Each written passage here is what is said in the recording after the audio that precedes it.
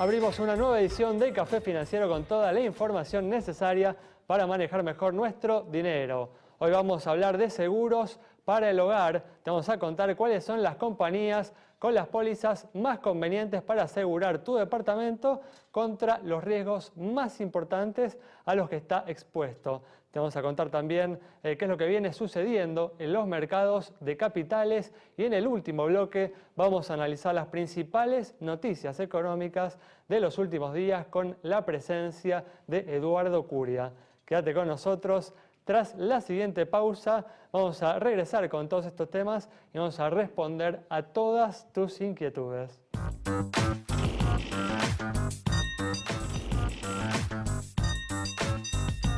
Bueno, ya está con nosotros Julián Siri y también está Yamila Escala. No nos está acompañando hoy Santiago Chelada, que tuvo algunos inconvenientes y no pudo llegar a horario. Bueno, vamos a comenzar entonces con los temas. Bueno, los saludo. Me distraje. ¿Qué tal? ¿Cómo andan? ¿Saludá? Sí, me había distraído. Bueno, vamos a comenzar con los temas que tenemos para hoy. Y los fondos buitre continúan con su campaña incansable para obligar al gobierno argentino a sentarse a la mesa de la negociación. En los últimos días le pidieron al juez Griesa que bloquee los pagos del Bonar 2024, un bono nuevo que no formó parte del canje de deuda que realizó la Argentina entre los años 2005 y 2010, y justamente es el canje que los fondos buitre no aceptaron y por ese hecho han iniciado este litigio. Bueno, ¿cómo estás viendo, Julián, este tema? Bien, haciendo un raconto de la situación un poco, hay que notar que este instrumento fue el que vino, digamos, se le realizó una nueva emisión hace poco menos de un mes atrás. Sí. El día exacto se me escapa, pero bueno, la cuestión es que ahora los todavía tenedores de este bono se desayunan con esta noticia sobre la potencialidad de que Griesa haga un dictamen respecto al mismo y no permita su pago. Si bien... No es un motivo de preocupación para los tenedores argentinos, ¿no? Aclarémoslo. No, está claro. El tema es cuál es el problema y por qué surge toda, digamos, la cuestión del conflicto. El argumento de los holdouts es que esto es emisión de deuda externa. ¿Qué significa eso? Que este bono se emitió en moneda extranjera por un lado y si bien tiene legislación local, nacional, la colocación se hizo a nivel internacional. Entonces el argumento de los fondos buitres es si es de colocación internacional denominado en dólares es deuda externa. Y si es deuda externa entra dentro de los fallos de valga la redundancia, del fallo Griesa, que dice que hasta que no se le pague a los holdouts no se puede pagar a los demás. La famosa cláusula pari passu, como la llaman. Hay que analizar la certeza de esto. En algo tienen razón los fondos buitres, que es en el espíritu de la emisión. Hay que entender de que hasta el propio gobierno, la administración, con Kicillof a la cabeza, lo vendió como un acceso a los mercados de capitales a pesar de las restricciones judiciales que tenían. Creo que muchas veces el discurso y la dialéctica les termina jugando en contra, porque puede terminar que Griesa lo termine viendo como una provocación y lo termine viendo a su vez como un intento de evadir sus fallos. Entonces puede salir el tiro por la culata. Ahí es caer dentro de esta cuestión y el primer pago, que es el de noviembre, ya quedar frisado. Sí, definitivamente una iniciativa de los fondos buitre que puede terminar complicando los planes justamente del gobierno, que había logrado, como vos bien decís, sortear este bloqueo que había impuesto Griesa con esta emisión, ¿no?, del Bonar 2024. Hay que ver hasta qué punto esto no puede comprometer un eventual plan del gobierno de por ahí mejorar, ¿no?, la situación económica más cerca de las elecciones, para lo cual necesitaría dólares que quizás, justamente, digamos, si esto prospera, no va a poder conseguir. Sí, igual a veces que hacen el chiste de que Dios es argentino, puede ser paradójico, pero el resultado final puede ser positivo para el gobierno. ¿Qué ha pasado últimamente? No han hecho las erogaciones de la deuda externa que tenían que pagar, pero no podían por este fallo, y sin embargo el mundo siguió su curso. ¿Acá qué puede pasar? Puede caer el fallo a favor de los fondos buitres y también ir para lo que es el BODE en 2015, que, acordarse, vence en octubre y son casi 6.000 millones de dólares. Parte es local, parte está en tenedores extranjeros, con lo cual el Estado argentino se podría estar ahorrando varios de centenares o incluso miles de millones de dólares que tranquilamente... Gracias al aporte del juez Griesa. Del juez Griesa, que como están, digamos, después entran en la caja del Estado, por más de que esté en el Banco Central, los pueden manotear para intentar reactivar la economía de cara a las elecciones. Es paradójico. Otra posibilidad también, digamos, que se abre con este intento, este nuevo intento de los fondos buitre de presionar, ¿no?, al gobierno hacia la mesa de negociación. Pero bueno, vamos a cambiar de tema ahora y vamos a hablar de seguros para el hogar. Te vamos a contar cuáles son las compañías más convenientes para asegurar tu departamento contra los riesgos más importantes a los que está expuesto. Exactamente, vamos a considerar el ejemplo de un departamento. ¿Por qué? Porque cuando varía el valor del bien que uno asegura, varía la póliza que uno paga, eso que va y todos los meses abona, asegurándose de todas maneras una protección que es muy importante consultar a la hora de contratar, pero que vamos a contar con ella en el caso de tener un siniestro. ¿Qué hay que atender a la hora de contratar un seguro? Bueno, ¿qué nos va a cubrir? Y así, desde ya, o sea, y en consecuencia, las sumas aseguradas. Repasando, vamos a hablar de un departamento de unos 90 metros cuadrados en Capital Federal con las siguientes sumas. 1.300.000 incendio edificio, ¿sí? Considera el incendio de edificio, 120.000 incendio contenido, 80.000 responsabilidad civil, 15.000 robo contenido general y 15.000 electrodomésticos. Atención, porque esta suma asegurada respecto del incendio de edificio contempla el 100%. Eso es clave cuando uno tiene un siniestro de este tipo, estar con todo el seguro por detrás y no infrasegurados. Si usted de hecho tiene una cobertura para el hogar, consulte si ese edificio o si ese departamento, esa casa no aumentó de valor, y si tuviéramos un problema muy importante con la casa, no después recibir una cantidad de dinero que no es suficiente, ¿no?, para volver a contar con el hábitat en el cual uno vivía. Vemos los valores entonces para este edificio, para este departamento en Capital Federal. Arrancamos en lo más económico con 176 pesos San Cristóbal, QBI en 177, Allianz 180, Federación 182,50, Mapfre 183, ¿sí? Vean lo que es por mes, estamos hablando de ni siquiera 200 pesos. Lo Orlando 186, La Caja 192, Zurich 197, Sancor 208 y La Meridional 212. Estas coberturas, si uno paga un adicional, de repente lo que le ofrecen es la posibilidad de contratar una cobertura para los dispositivos móviles cuando uno anda por la calle. Una opción más. Pero primero, si no tiene seguro para el hogar y le interesa, consulte varias compañías y fíjese cuáles son los valores que se aseguran. Definitivamente, como bien dice Yami, por menos que lo que cuesta un almuerzo, una cena, para 2 personas puedes asegurar tu departamento. Bueno, vamos a cerrar este bloque haciendo un breve repaso por lo que sucedió a nivel local esta semana en los mercados de capitales locales. Bien, en el caso del mercado local encontró cierto sustento el Merval, más que nada por las subas lideradas por el papel de Galicia, por un lado, y por Tenaris por el otro, que empezó a responder un poco más a lo que es la subida del petróleo a nivel internacional. Sin embargo, hay un dato que termina siendo negativo, que es el precio de la soja. Prácticamente está a punto de perforar el primer contrato de futuros, los $300, lo cual no es positivo. Muy bien, bueno, cerramos de esta manera el bloque. Quédate con nosotros en instantes. Estamos nuevamente aquí con vos.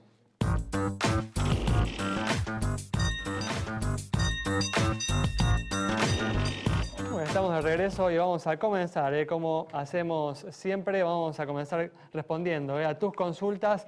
Vamos a comenzar con la consulta de Mariano sobre la situación del Banco Superville. El Banco Superville, un banco de capitales nacionales, presenta un patrimonio de 2.129 millones de pesos, con depósitos por 16.258 millones de pesos y un resultado final de 34 millones de pesos. Entonces, estando en regla con los promedios del sistema financiero argentino, le otorgamos una cara feliz en nuestro semáforo de la semana. Muy bien, cambiamos de tema y la semana pasada el gobierno finalmente modificó el impuesto a las ganancias, una medida que tardó en llegar y que no resultó satisfactoria para los gremios. Maite Peñoniori, a partir de este tema, dialogó con la gente para conocer su opinión. Café Financiero dialogó con los trabajadores para conocer su opinión sobre esta medida y si creen que los que más ganan deben pagar el tributo. Un engaño como cualquier otro. Habría que haber modificado los mínimos no imponibles y demás deducciones. No, está bien para los que cobran un sueldo de más de 20 lucas, no creo que esté bien para una persona que gana 10, 15 lucas, que se vive justo con 10, 15 lucas. No estoy conforme con lo de los impuestos a las ganancias. Los sueldos no tienen que tener impuesto a las ganancias. El sueldo es un salario del trabajador, lo tiene que hacer sobre otro tipo de rentas. Sin ningún nivel de mínimo, máximo, porque hubiese pasado de cierto nivel. No sirve para nada porque no hay un mínimo no imponible. Estamos en la misma de antes. Dentro de 2 o 3 meses se lo come la inflación y se acabó. Para mí no es pagar o no pagar el impuesto, es que no es claro. Eso es lo que me molesta un poco del impuesto. Bueno, me parece perfecto que los sindicatos hagan oír su reclamo sobre este aumento, ¿no?, en la carga impositiva que han tenido los trabajadores de mayores ingresos sobre sus salarios en estos últimos años. Lo que no me cierra del todo es la modalidad del paro, ¿no?, para justamente manifestar su desacuerdo. Hay que decir, ¿no?, que han logrado que los principales candidatos presidenciales incluyan, ¿no?, la eliminación del impuesto a las ganancias entre sus promesas, y ahora me parece que toda la sociedad va a tener la oportunidad de manifestarse en relación a este tema en las próximas elecciones. Sí, es cierto. Me parece que hay que también dejar un poco lo discursivo y pensar en términos del sentido común. La realidad es que esta administración ha agarrado instrumentos del pasado y ha generado un sistema impositivo en el cual juntó lo peor de todos los mundos. ¿A qué me refiero con esto? Las bases no imponibles de muchos impuestos no quedaron actualizados en un momento en el cual, más allá de la opinión que uno tenga con respecto al régimen económico imperante, era un régimen que no tenía inflación, o el nivel de inflación que tiene este momento actual.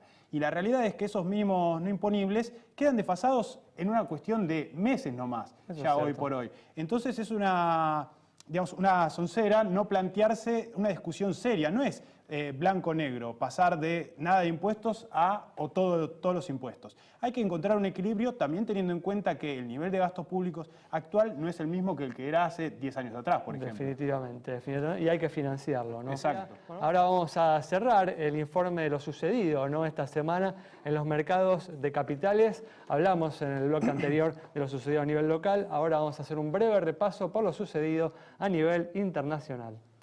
Bien, a nivel internacional hubo bastante nerviosismo al inicio de la semana por más que nada una corriente que se fue dando a nivel global con el desarme de ciertas posiciones. En los últimos 3 a 6 meses, en jerga de mercado, lo que es el trade, la estrategia más común era comprar bonos alemanes de largo plazo y tomar cobertura con respecto a la exposición de monedas, al euro, ¿de acuerdo? Para posicionarse en dólares. ¿Qué pasó? Vimos en el camino que el bono alemán a 10 años, por ejemplo, de referencia pasó de 1,5% de tasa a 0,05%. Estamos hablando a 10 años. Y en el camino el euro pasó de 1,30, por decir un número promedio, a 1,05. Bueno, hace 3 semanas atrás, a la fecha, empezaron a desarmar esas posiciones, ya sea porque tuvieron suficiente ganancia los agentes participantes o por una cuestión de aversión al riesgo en aumento. La cuestión es que el desarme de esas posiciones generó un aumento de la tasa de interés alemana, por un lado, un rebote de lo que es el euro contra el dólar y mucho nerviosismo a nivel general en todos los mercados. Muy bien, veremos lo que sucede en las próximas semanas. Vamos a cerrar ahora este bloque respondiendo a una última consulta, en este caso sobre la situación de una compañía de seguros. Para Gladys, que nos consultó sobre la situación de Federación Patronal, esta empresa presenta estos indicadores. Activo 13.541 millones de pesos, pasivo 11.977 millones, patrimonio 1.537 millones de pesos, resultado positivo 162 millones, primas 4.582 millones de pesos, se informa 19.090 juicios. Con indicadores que se condicen con los del promedio del mercado es que le otorgamos la luz verde de nuestro semáforo. Y recuerden, a ver, ahí está.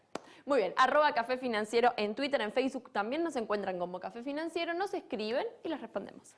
Bueno, cerramos así este bloque. Quédate con nosotros, en instantes vamos a estar dialogando con el economista Eduardo Curia.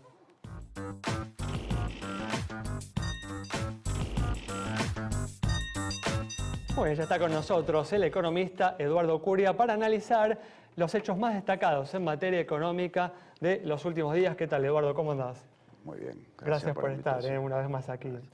una semana en la que se sintió con fuerza el clima enrarecido, ¿no?, de las negociaciones salariales, con declaraciones tanto del ministro de Economía como de la Presidenta, ¿no?, la Presidenta que habló del caso de España, ¿no?, donde los trabajadores han recibido un incremento de solo el 1,5% de sus salarios en estos 2 últimos años, creo que hizo referencia, ¿no?, haciendo justamente, criticando de esta manera o haciendo una crítica, un comentario solapado sobre los pedidos, ¿no?, que están haciendo los sindicalistas argentinos en torno al 30%, algunos más todavía. ¿Qué crees, Eduardo, que va a suceder, ¿no?, con estas negociaciones salariales? ¿Cuál crees que va a ser el punto de equilibrio? Uno si te tiene animas a especular, ¿no?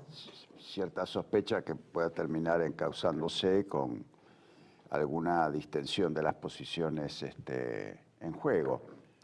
En definitiva, este es el punto crucial que le falta, por decirlo así, al plan verano, ¿no? Como siempre digo, hace 5 o 6 meses, que es el plan primavera de esta gestión, que puede tener mejor suerte que su antecesor. Y este es el punto que está pendiente, creo que también por cierta deficiencia por parte de las autoridades en enfocar desde el vamos este punto, ¿no? Pero no fueron tampoco suficientemente claros, ¿no?, en los objetivos, en los planes inflacionarios, ¿no? Digamos, el plan verano es un esquema de tránsito para el año. Va funcionando, dados esos objetivos limitados que tiene. Insisto, le falta este punto para completarse. Está funcionando bien en lo que es la financiación externa. Pero bueno, esto siempre está combinado con el desquicio macroeconómico de fondo, que tiene que ver con la distorsión de precios relativo radical, con los desequilibrios monetarios y fiscales, la inflación. Pero en tu opinión, ¿qué necesita el gobierno de las negociaciones salariales para que el plan llegue a buen puerto? Hacer lo que se puede, quizá dar algunos puntitos más, en definitiva también ver si los gremios se encauzan como para que también los asalariados ya perciban sus ingresos. Es un tema importante desde ya, pero digamos, hay una situación de contexto general que es la que está gravitando, ¿no? Da la impresión de que si se acordara un aumento del 30% de los salarios, los trabajadores, los sindicatos quedarían satisfechos. ¿Por qué crees que el gobierno se pone firme en un techo del 25 si tampoco hay tanta diferencia y no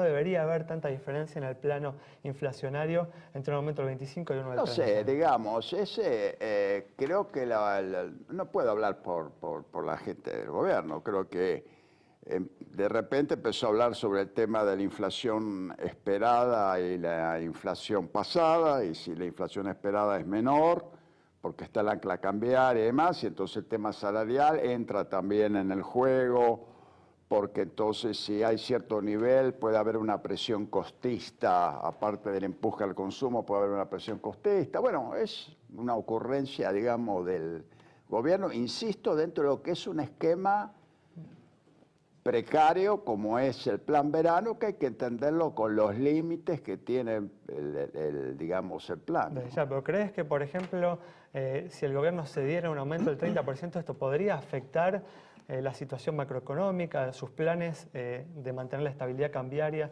hacia el final de su mandato? No creo. Tampoco no le otorgo al tema una trascendencia tal para la marcha general. Creo que es un tema de tira y afloje, ¿no?, en el margen, que le conviene sí al gobierno solucionarlo para completar el esquema que urdió desde hace unos meses, ¿no? Indudablemente. Y en ese sentido, ¿vos pensás que la solución al problema de fondo de la competitividad viene por el lado de por ahí una, llamémoslo, licuación del salario real, o ves otras alternativas que podría estar barajando este gobierno que hay que tenerlo en cuenta de que ya en unos meses se va? Bueno, ahí se abren quien sea el que recibe la posta, que puede ser el propio oficialismo a través de X personas. Pero no lo va a resolver al tema de la competitividad internacional este gobierno lo que queda de su mandato. Entonces, obviamente, allí se abren siempre digo, en abstracto, yo creo que lo mejor sería un shock, y un shock es un shock de precios relativos. Hay que acompañarlo de políticas fiscales y monetarias sumamente duras. es obvio que los salarios, el costo laboral en dólares tiene que caer, como las otras variables. Este esquema en sí mismo, ya con solo decirlo, es imbancable desde el punto de vista político y social. Entonces algunos dirán el gradualismo, vamos a hacerlo homeopáticamente, de a poquito, la gallina desplumarla de cosas. El gradualismo es fácil en el piripipí, pero después hacerlo es complicado. Vemos lo que pasó con la devaluación de enero del 2014, que tampoco fue una devaluación enorme y fue toda una laraca. Y ya quedó pulverizado su efecto, ¿no? Y mal implementada. Y estarán aquellos que dicen que con el endeudamiento, si hay una vuelta, para mí que no me sorprende, hace años que la vengo pronunciando, que hay una vuelta hacia la importancia del neofinanciamiento externo. Con lo cual, si alguien milagrosamente tiene una chequera con que un déficit igual del 6-7% del PBI, no creo que consigan demasiado financiamiento, ¿no? Digamos. Algún ajuste fiscal van a tener que hacer. Yo creo que aún con un esquema que quiera montarse sobre el financiamiento externo, alguna cosita se tendrá que hacer, ¿no? Y pasando más al plano, digamos, que mencionamos antes, internacional, este supuesto viento de cola negativo que se está viendo desde flujo de capitales hacia los países centro y también la caída de los precios de las commodities. ¿Cuán preocupante es para vos, digamos, en el plano más corto, que es el que hay para resolver, de acá a octubre o de acá a diciembre?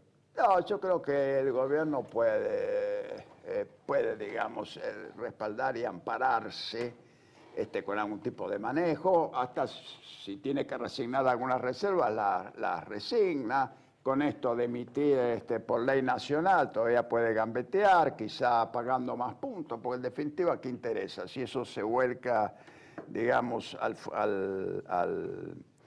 futuro. Entonces, no le veo para mientras mí... Griesa no bloquee los pagos de todos los bonos, ¿no? Porque ahora se está hablando de bloquear el bono 2024, complicado. ¿no? Quizá le encarece, digamos, la futura emisión. Pero digamos, no lo veo peligrando el tema en ese sentido del gobierno llegando con dólares. Otra cosa son las expectativas futuras que pueden hacer los operadores, si se deshacen posiciones, si hay una perspectiva de un overshooting cambiario. Bueno, eso ya es otro tópico, ¿no? ¿Crees, Eduardo, para ir cerrando, que el gobierno puede intentar levantar un poco el nivel de actividad económica en estos meses que le quedan de su mandato?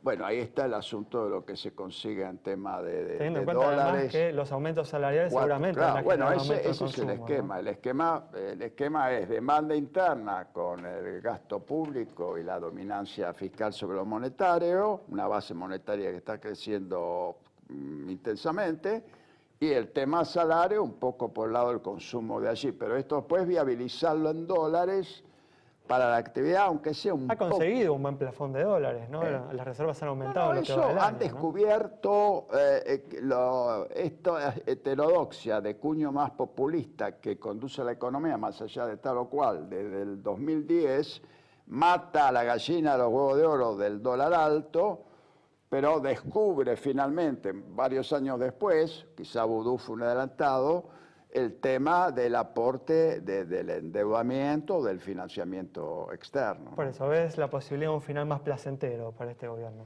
Hay una hipótesis, sobre todo medido respecto a meses estos 2 últimos años, antes, sí. se ha verificado una distensión que hasta creo que puede tener repercusiones de carácter político, ¿no? Muy bien, Eduardo, muchas gracias por haber estado una vez más con nosotros. Nos vamos entonces con las opiniones de Eduardo Curia. Se nos acabó el tiempo, así que cerramos rápidamente. Nos encontramos el próximo viernes a las 20 horas aquí en Metro.